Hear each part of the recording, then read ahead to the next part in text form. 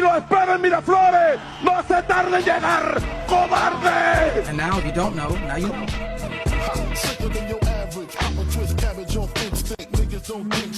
የሃይ ስኩል ትምህርቱን ያቋረጠውና ለረጅም ዓመታት የከተማ አውቶቡስ ሹፌር የነበረው ኒኮላስ ማዱሮ እንዴት የቬንዙዌላ ፕሬዝዳንት ሊሆን ቻለ?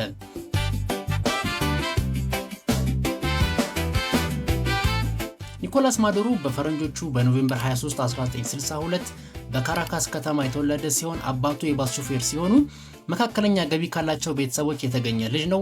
ቤተሰቦቹ ትምህርት እንዲማር ቢያደርጉትም ኒኮላስ ማዱሮ ግን የሃይ ስኩል ትምህርቱን አቋርጦ ወደ ኩባ በመሄድ የኮሙኒዝም ርዕዮተ ዓለምን ሰልጥኖ ነበር ወደ ሀገሩ ቬንዙዌላ የተመለሰው። ከኩባ መልስም ልክ እንደ አባቱ የከተማ ሹፌር የነበረ ሲሆን በዚህም ስራው የቬንዙዌላ ህዝብን በቅርበት ለመረዳት የቻለ ሲሆን በወቅቱ ደግሞ ቬንዙዌላ ውስጥ የፖለቲካና ኢኮኖሚ ችግር በመኖሩ በዚሁ በከተማ ባስ ከሚያመላልሳቸው የከተማ ህዝቦች ነው ችግሮቹን በቅርበት ሊረዳና ሊሰማ የቻለው ማለት ነው።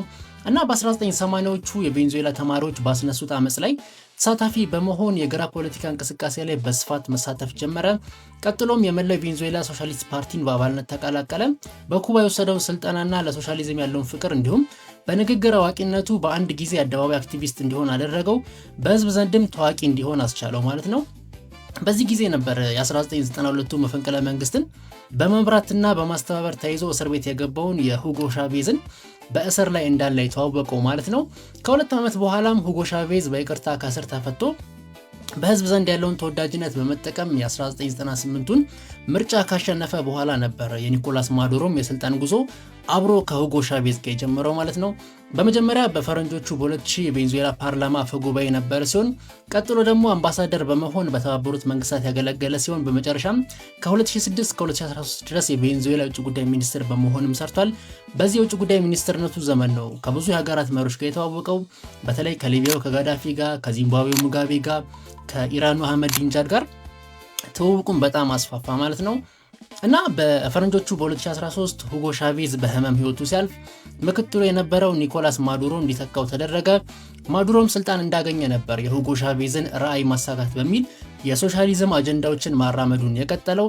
ያኔ ደግሞ ተማሪዎቹ በ1980ዎቹ ሲያምጹና እነ ሁጎ ሻቬዝ መፈንቅለ መንግስት ሲያደርጉ የህዝብ ጥያቄ ከነበሩት መሃል የሀገሪቱን ነዳጅ ሀብት በመንግስት ስር እንዲሆን፣ የውጭ ድርጅቶች ደግሞ በነዳጅ ሰበብ እየበዘበዙን ነውና ለኛ ጠብ ያለ ነገር የለም በማለት ህዝቡ ጥያቄ ጠይቆ ነበር። እነ ሁጎ ሻቬዝም የሀገሪቱን ነዳጅ ናሽናላይዝ በማድረግ የመንግስት ያደርጉታል። ማዱሮም ይህንን የሁጎ ሻቬዝን ድርጊትና ስራዎች ነበረ እሱ ካለፈ በኋላ የሚያስቀጥለው ማለት ነው። ለውጥ ያመጣል ያሉት ምዕራባውያንም ከሁጎ ሻቬዝ የተለየ ነገር እንደማይሰራ ሲገባቸው በሰብአዊ መብት ጥሰት፣ በምርጫ ማጭበርበር፣ በአምባገነንነት በተለያዩ ሰበቦች ማዕቀብ በመጣል የቬንዙዌላን ኢኮኖሚ ሽባ ያደርጉታል። ዜጎችን በኑሮ ውድነትና በተለያዩ ነገሮች በጣም መሰቃየት ይጀምራሉ ማለት ነው። ኒኮላስ ማዱሮም የምዕራባውያኑ ማዕቀብ ሽሽት ፊቱን ወደ ቻይና፣ ሩሲያ፣ ኩባና ኢራን በማዞር ወዳጅነትና ወታደራዊ አጋርነትን ይፈጥራል። ይህም የበለጠ የምዕራቡን ዓለም በተለይም አሜሪካን በጣም ያናድራል። እና አሁን ያለው የትራምፕ አስተዳደር ኒኮላስ ማዱሮን የውጭ የሽብር ቡድን መሪ ብሎ የሰየመው ሲሆን እሱን ይዞ ላስረከበኝ $50 ሚሊዮን ከፍላለሁ ብሏል።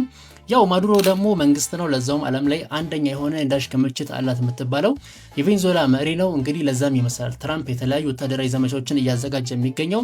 ለጊዜው የቬንዙዌላን የነዳጅ መርከቦች አሜሪካ እያገተች ቢሆንም አሜሪካ እቅዷ ግን ከዛም ሰፋ ያለ እንደሆነ ይገመታል። ምናልባትም የላቲን አሜሪካው ሳዳም ሁሴን በማድረግ ሙሉ ወረራ በኒኮላስ ማዱሮና በመንግስቱ ላይ ታደርጋለች ተብሎ ይጠበቃል። ዘመቻውም የዲሞክራሲ ሳይሆን የነዳጅ ፍለጋና የሀብት ፍለጋ ነው ይባላል።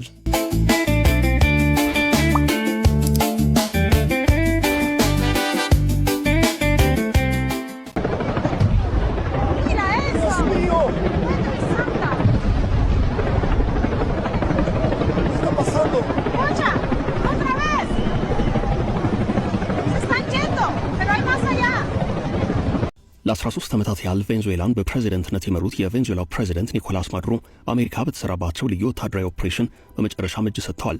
ፕሬዝደንቱ በትራምፕ ልዩ ትዕዛዝ በቬንዙዌላ ታፍነው ከሀገር እንዲወጡ ሲደረግ የሀገሪቱ ጦር ኃይልና የእርሳቸው ልዩ ጥበቃ ኃይል የት ነበር የሚል ጥያቄ ተነስቷል። የሀገሪቱ ምክትል ፕሬዝደንት እውነት ለመናገር ማዱሮ የት እንደገቡ አናውቅም፣ ግራ ገብቶናል ብለዋል። ጅብ ከሄደ ውሻ ጮኸ እንደሚባሉ ማለት ነው። በመላ ቬንዙዌላ ተበትኜ በንቃት ቁጥጥር ላይ ነኝ ሲል የሀገሬው ጦር አስታውቋል። ዓለም ግራ ተጋብቶ አንድ ሀገር እንዴት በሌላ ሉዓላዊት ሀገር ውስጥ ቀጥተኛ ጣልቃ ገብነትን በመፈጸም መሪን ያህል ነገር አግቶ በማፈን ይወስዳል በሚል እየጠየቀ ነው። ትራምፕ ለሁለተኛ ጊዜ ወደ ስልጣን ከመጡ ካለፈው ጥር ወር ጀምሮ ኒኮላስ ማዱሮ ከአሜሪካ ጋር በከባድ ውጥረት ውስጥ ነበሩ።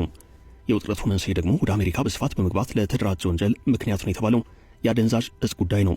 ፕሬዚደንት ማዱሮ የዚህ የተደራጀ የማፊያ ቡድን ቁንጮ ናቸው በሚል ከዓመታት በፊት ጀምሮ አሜሪካ ባለስልጣናት ስማቸው ይነሳል።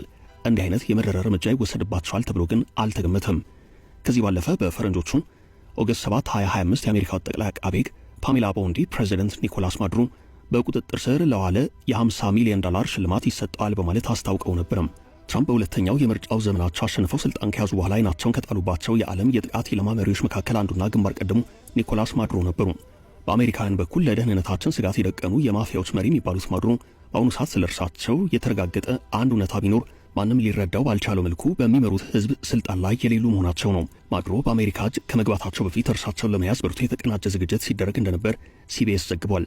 ዝግጅት መደረግ የጀመረው ካለፈው ሐምሌና ነሐሴ ወር ጀምሮ ነው።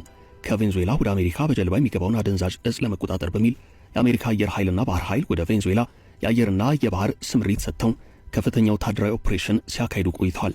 ወደ 30 የሚሆኑ ጀልባዎችን በድሮኖችና ጄቶች ተመተው ባህር ላይ ወድመዋል። ከዚህ ባለፈም ትራምፕ የቬንዙዌላን አየር ክልል እስከ መዝጋት ጭምር ደርሰው ነበርም። በዚህ መሃል ማዱሮ አንድ ጊዜ ሲፎክሩ፣ ሌላ ጊዜ ደግሞ በቃ እሺ እንነጋገር በማለት ትራምፕን ሲለማመጡ ከርመዋል። ከዚህ ቀደም ተስፋ አድርገዋቸው የነበሩት ፑቲን በራሳቸው የዩክሬን ጦርነት ተጠምደው ከአሜሪካ ሊያስጥሏቸው አልቻሉም።